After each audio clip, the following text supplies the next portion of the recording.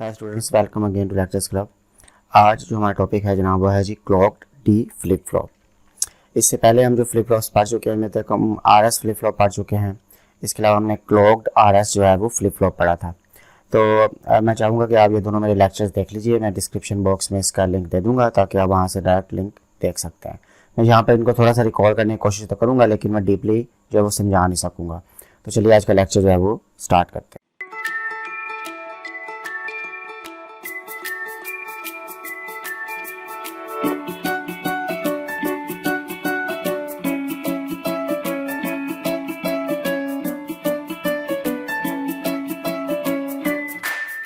तो जो हमने सबसे बेसिक जो फ्लिप फ्लॉप पढ़ा था वो आर एस या एस आर फ्लिप फ्लॉप पढ़ा था।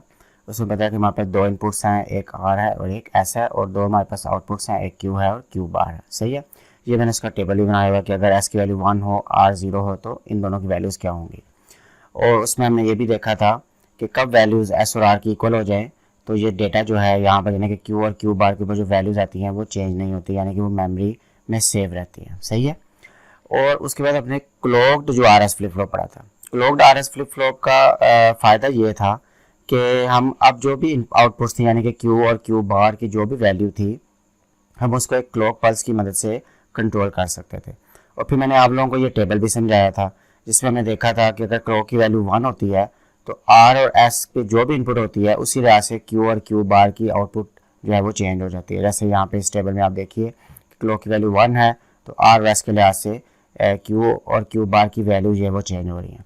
फिर हमने ये भी देखा था और अच्छी तरह समझा था कि अगर क्लॉक की वैल्यू 0 यानी कि क्लॉक पल्स हम ना दें तो आर और एस के ऊपर कोई भी वैल्यू आती जाए कोई फ़र्क नहीं पड़ेगा कि क्यू और क्यू बार, यानी कि क्यू और क्यू बार के आउटपुट पे कोई फ़र्क नहीं पड़ेगा, यानी कि वो एज इट इज़ ही रहेंगी। यानी कि जब तक आप क्लॉक नहीं देंगे तो यहाँ पे मेमोरी में वो इन्फॉर्मेशन जो है वो सेव रहेगी। लेकिन जैसे ही आप क्लॉक पल्स देंगे तो आउटपुट यानी कि क्यू और क्यू बार की वैल्यूज़ चेंज हो जाती हैं with respect to R and S. तो ये अपने डीपली वहाँ पे समझा था, इसलिए मैं कहता कि आप मेरा वो लेक्चर देख लीजिएगा। मैं डिस्क्रिप्शन बॉक्स में लिंक दे दूँगा।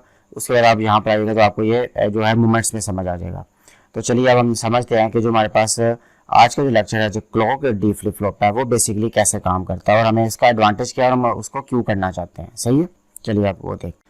अब हमने जो सिंपल आर एस जो फ्लिप फ्लॉप पढ़ा था नॉर गेट वाला, उसमें हमने देखा था कि हमारे पास अगर दो कंडीशन आ जाए, यानी कि एस भी 0 हो जाए और आर भी 0 हो जाए, तो आउटपुट जो है वो चेंज नहीं होती। यानी कि जो पहले वाली वैल्यू थी आउटपुट की वही एज इट इज़ वही वैल्यू रहेगी, यानी कि वो इन्फॉर्मेशन जो है वो सेव रहेगी जब तक कि एस और आर दोनों 0 हो जाए।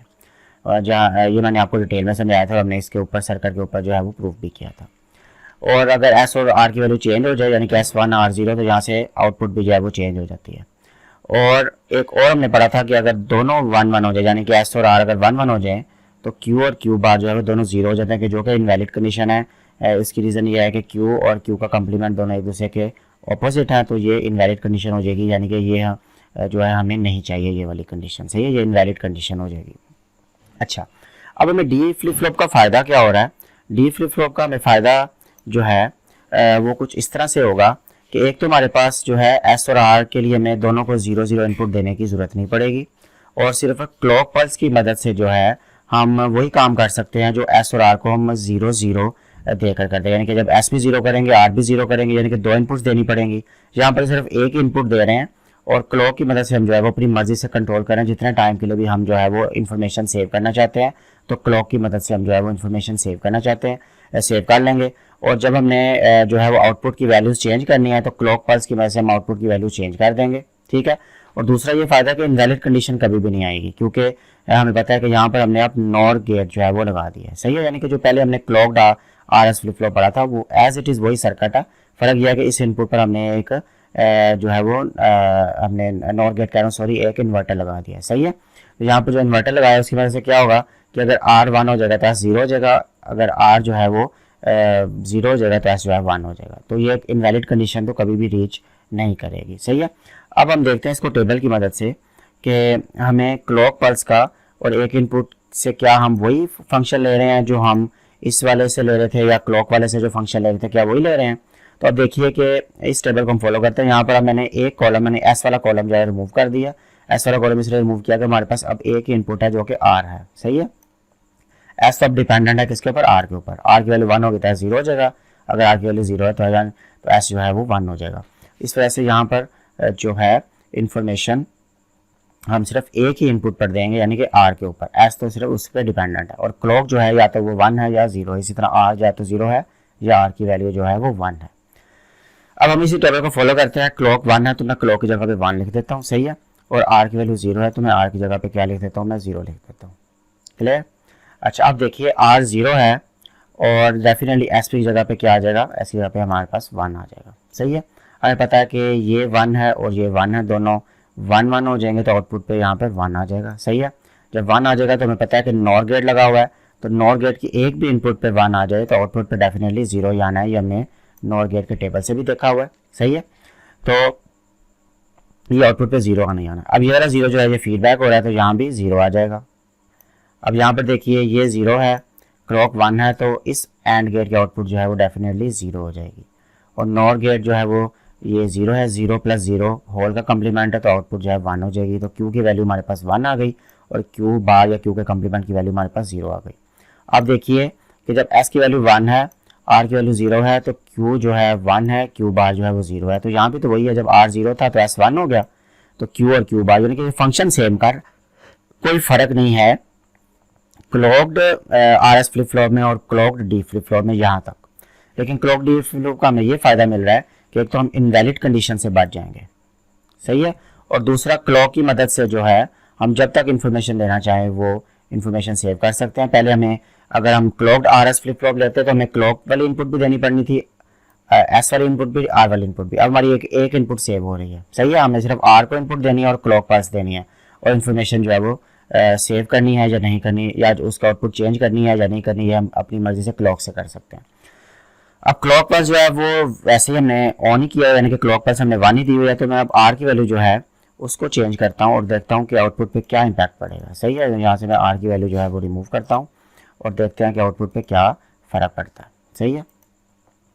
तो अब आर की वैल्यू हमने क्या कर दिया है, आर की वैल्यू हमने कर दी है जनाब 1। पहले आर जो था वो 0 था, अब हमने 1 कर दिया, सही है। आर की वैल्यू 1 की, तो आर की वैल्यू 1 की तो हमें पता है कि ये 1 है और क्लॉक तो 1 है, तो ये एंड गेट लगा हुआ तो आउटपुट डेफिनेटली अब 0 की जगह पे आउटपुट क्या आ जाएगी, 1 आ जाएगी, सही है। क्लियर, समझ आ गई। हमें पता है कि जो एंड गेट है, सॉरी नॉर गेट है, उसकी एक भी इनपुट पे 1 आ गया, यानी कि ये वाला जो नॉर गेट है इसकी एक भी इनपुट पे 1 आ गया तो आउटपुट पे डेफिनेटली वो क्या आना है, 0 ही आना है। तो क्यू इस टाइम क्या हो गया, 0 आ गया, तो क्यू को मैं यहाँ पर 0 लिख देता हूँ। क्लियर। अब ये वाला फीडबैक हो रहा है तो यहाँ आ रहा है, सही है। ये वाला हमारे पास 0 यहाँ पर आ गया। क्लियर। और हमें पता है कि अब क्या होगा, अब देखिए कि S अगर R1 था तो अब S क्या हो गया, S यहाँ पर 0 हो गया। क्लियर। क्लॉक तो 1 ही है, तो 1 × 0, ये वाले 1 की जगह पे हमारे पास 0 आ जाएगा, सही है। तो 0 + 0 होगा कम्प्लीमेंट, तो क्यू बार हमारे पास क्या आ जाएगा, 1 आ जाएगा। तो मैंने क्यू बार की जगह पे 1 लिख दिया, सही है। यहाँ पे मैंने क्यू डैश डाला हुआ, उससे आपने घबराना नहीं है, बात एक है, क्यू बार लिख लें या क्यू का कम्प्लीमेंट लिख लें, एक ही बात है।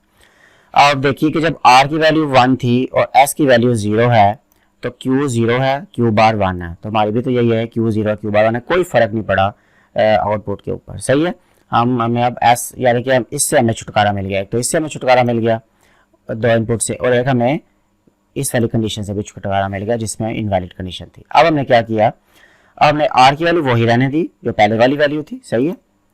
तो हमने एकदम क्लॉक को जो है वो 0 कर दिया, यानी कि क्लॉक पास जो हमने बंद कर दिया। आर की वैल्यू पे हमने किसी किस्म की कोई छेड़खानी नहीं की, आर की वैल्यू वही है और क्लॉक हमने 0 कर दिया, क्लॉक यानी कि बंद कर दिया, क्लॉक पास बंद कर दिया। अब जैसे ही क्लॉक पास बंद करेंगे, सही है, तो 1 × 0 जो है, अब आपको क्या पता चला, ये 1 है, ये 0 है, तो डेफिनेटली यहाँ पर आउटपुट क्या आ जाएगी, हमारे पास 0 आ जाएगी। ये आउटपुट हमारे पास क्या आ गई, 0 आ गई, ठीक है जनाब। अब आ जाइए इधर से, यहाँ पर देखें कि ये 0 आ गया, तो डेफिनेटली एंड गेट है तो आउटपुट यहाँ पर 0 यानी है, यानी कि एस के आउटपुट ये 0, ये वाला 0 मल्टीप्लाई बाय ये वाला 0, ठीक है। तो ये वाला 0 एज इट इज़ रहेगा, कोई फर्क नहीं पड़ेगा, ठीक है जनाब। और ये पता है कि ये वाला 0 है, यहाँ से फीडबैक ऑलरेडी 0 मिल रहा है, तो 0 + 0 होल का कम्प्लीमेंट जो है वो हमारे पास 1 ही रहेगा, तो क्यू बार हमारे पास कोई फर्क नहीं पड़ा। और ये वाला 1 जो है ये फीडबैक होके यहाँ पर जाएगा, इस जगह पर जाएगा, ठीक है। और 0 × 1, अब एक भी आउटपुट इनपुट पे 1 आ गया तो आउटपुट हमारे पास क्या हो जाएगी 0, तो ये वाला क्यू की वैल्यू भी रिटेन रहेगी, कोई फ़र्क नहीं पड़ेगा, यानी कि क्यू हमारे पास 0 ही रहेगा और क्यू बार हमारे पास जो है वो 1 हो जाएगा। अब अगर मैं आर की वैल्यू 0 कर देता हूँ तो क्या आउटपुट पे कोई फ़र्क पड़ेगा? अभी हम देख लेते हैं कि आउटपुट पे फ़र्क पड़ता है कि नहीं। मैं पहले यहाँ से रेस करता हूँ आर की वैल्यू को और फिर देखता हूँ कि हमारे पास आउटपुट पे कोई फ़र्क पड़ेगा नहीं या नहीं पड़ेगा। मैं अब जो है वो पेन ले लेता हूँ और पेन का कलर भी चेंज कर लेता हूँ ताकि आप लोगों को किसी किस्म की कोई कन्फ्यूजन ना रहे। तो अब मैंने आर की वैल्यू जो है वो 0 का लिया और क्लॉक जो है वो 0 ही है।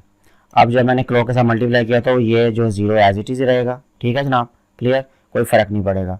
अब यहाँ पर कोई फ़र्क नहीं पड़ेगा तो डेफिनेटली जो है अब एस की वैल्यू क्या हो गई है, एस की वैल्यू यहाँ से हमारे पास जो है वो 1 हो गई है। ठीक है जनाब, जब एस की वैल्यू 1 हो गई है तो डेफिनेटली अब क्या होगा, ये 0 है ये 1 है, तो यहाँ पर डेफिनेटली ये 0 ही रहेगा, कोई फ़र्क नहीं पड़ेगा। अब आप देखें कि ना इधर वाले इनपुट्स पे कोई फ़र्क पड़ा है ना नीचे वाले इनपुट्स पे कोई फ़र्क पड़ा है, तो क्या होगा, डेफिनेटली ये वाला जो क्यू बार है ये 1 ही रहेगा और ये क्यू जो है जो 0 ही रहेगा, कोई फ़र्क नहीं पड़ेगा। अब मैं क्यू की जगह पे 0 लिख सकता हूँ और क्यू बार की जगह पे 1 लिख सकता हूँ। अब आप इस पॉइंट को समझ आइए कि हमने क्लॉक को जब बंद कर दिया था तो आर पे हम बेशक 0 दे रहे हैं या आर पे हम 1 दे रहे हैं, आउटपुट जो है उस पर कोई फ़र्क नहीं पड़ा, आउटपुट जो है वो सेव हो गई, यानी कि इन्फॉर्मेशन हमारे पास डेटा जो है वो मेमोराइज हो गया, सेव हो गया, कोई फ़र्क नहीं पड़ा क्यू की वैल्यू पे और क्यू बार की वैल्यू पे। लेकिन जैसे ही हम क्लॉक पल्स 1 देंगे तो आर पे जो भी वैल्यू होगी 0 होगा या 1 होगा, उसी लिहाज से क्यू और क्यू बार की वैल्यू जो है वो चेंज हो जाएगी। क्योंकि जब क्लॉक पल्स 1 देंगे तो डेफिनेटली इस वाले एंड गेट की वैल्यू भी चेंज हो जाएगी, इस वाले एंड गेट की वैल्यू भी चेंज हो जाएगी, तो डेफिनेटली ये वाला नॉर गेट और ये वाला नॉर गेट भी अपनी वैल्यूज़ को चेंज करेगा। तो उससे क्या होगा कि इन्फॉर्मेशन आगे ट्रांसफ़र हो जाएगी, या जो भी हम स्विच करना चाहते हैं स्टेट्स को, क्यू और क्यू बार की स्टेट जो है वो स्विच हो जाएंगे। तो अब हम जो है वो देखते हैं कि नॉर जो था, जो हमें नैंड गेट के साथ जो आर एस फ्लिप फ्लॉप बनाया था वो कैसे काम कर रहा है, क्या वो भी ऐसे ही काम कर रहा है? वो भी डेफिनेटली ऐसे ही काम करेगा। तो जनाब जो हमने नैंड गेट वाला जो क्लॉक्ड फ्लिप फ्लॉप पढ़ा था या एस आर फ्लिप फ्लॉप पढ़ा था, वो मैंने एज इट इज़ ही यहाँ पे कॉपी किया है। और इसका भी यही है कि आपने अगर उसको डी फ्लिप फ्लॉप में कन्वर्ट करना है तो आप जो ये रहा नैंड गेट है उसकी, यानी कि जो एस वाली इनपुट है वहाँ पर आप जो है एक इन्वर्टर जो है वो लगा दें, कोई फ़र्क नहीं है। और इसका फंक्शन भी एज इट इज़ रहेगा, मैं आपको थोड़ा सा बता देता हूँ, बाकी आप लोग खुद फिल कीजिएगा तो आप लोगों की प्रैक्टिस भी हो जाएगी। और आप वरना आप जो है वो लेक्चर मेरा नैंड वाला देख सकते हैं, clogged R S flip flop वाला। तो आप देखिए कि हम पहले सबसे पहले इसी को फॉलो करते हैं। हमारे पास क्लॉक पल्स 1 है तो मैंने यहाँ पर 1 लिख देता हूँ, और आर मेरे पास 0 है तो मैं यहाँ पर 0 जो है लिख देता हूँ। अब आर की वैल्यू 0 है तो डेफिनेटली एस की वैल्यू जो है 1 आ जाएगी, सही है। तो हमें पता है कि 1 × 1 जो है हमारे पास ये नैंड गेट लगा हुआ है। जब नैंड गेट है तो हमें पता है कि हमारे पास आउटपुट जो है वो तो 0 आनी ही आनी है, सही है, क्लियर, समझ आ गई। अच्छा आप यहाँ पर आ जाइए, जब ऊपर आएंगे हम इस वाले गेट नंबर 3 के ऊपर जब आप आएंगे तो यहाँ पर देखिए 0 × 1 है तो आउटपुट जो है वो तो 1 आनी ही आनी है, सही है, क्लियर, समझ आ गई। अब आप देखिए कि ये नैंड गेट नंबर यानी कि गेट नंबर 2 पर देखिए कि एक भी इनपुट हमें नैंड गेट की पता है, अगर एक भी इनपुट नैंड गेट की 0 आ जाए तो आउटपुट पे तो 1 आना ही आना है, क्योंकि वो मल्टीप्लाई होती है, सही है, तो ऊपर से इन्वर्ट हो जाती है, तो वैल्यू 1 तो आनी आनी है, तो इसकी आउटपुट जो है वो 1 आ जाएगी। तो ये फीडबैक जो है ये यहाँ से 1 आ जाएगा। अब ये 1 × 1 क्या आ जाएगा हमारे पास, आउटपुट जो है वो डेफिनेटली क्यू जो है क्या आ जाएगा, 0 आ जाएगा। तो हमारे पास जो क्यू है वो 0 आ गया और क्यू बार हमारे पास क्या आ गया, 1 आ गया, सही है। तो हमारे पास देखिए कि जब एस की वैल्यू 1 थी और आर की वैल्यू 0 थी तो हमारे पास क्यू जो है वो 0 है, क्यू बार जो है 1 है। तो यहाँ पर आप देखिए कि एज इट इज़ क्यू जो है 0 ही है और क्यू बार भी 1 है।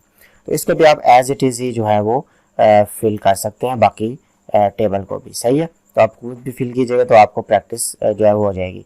और लॉजिक वही है कि अगर क्लॉक पल्स 1 होगी तो आर के लिहाज से आउटपुट की वैल्यू चेंज हो जाएगी, लेकिन जैसे ही क्लॉक पल्स अगर हम 0 कर देंगे तो आर की वैल्यू बेशक 0 हो जाएगी, 1 हो जाएगा, लास्ट वैल्यू जो क्यू और क्यू बार की सेव होगी ना वो एज इट इज़ सेव ही रहेगी अनटिल अनलेस कि हम क्लॉक को फिर 1 कर दें तो यहाँ से वैल्यू जो है वो स्विच कर दें। लेकिन अगर क्लॉक की वैल्यू 0 है तो बेशक आर की वैल्यू को आप स्विच करते रहें, आउटपुट जो है वो स्विच नहीं होगी। और अगर क्लॉक की वैल्यू 1 है तो आर की वैल्यू जैसे ही आप स्विच करेंगे तो यहाँ से आउटपुट भी जो है वो स्विच हो जाएगी। तो आई होप कि आपको क्लॉक डी फ्लिप फ्लॉप जो है वो समझ आ गया होगा। अगर ऐसा ही है तो आपने इस चैनल को सब्सक्राइब भी करना है और बेल की नोटिफिकेशन आपने ऑन भी करना है ताकि नेक्स्ट वीडियो में अपलोड करूँ तो आपको नोटिफिकेशन जो है मिल जाए। मिलते हैं अगली वीडियो में, अल्लाह हाफिज़।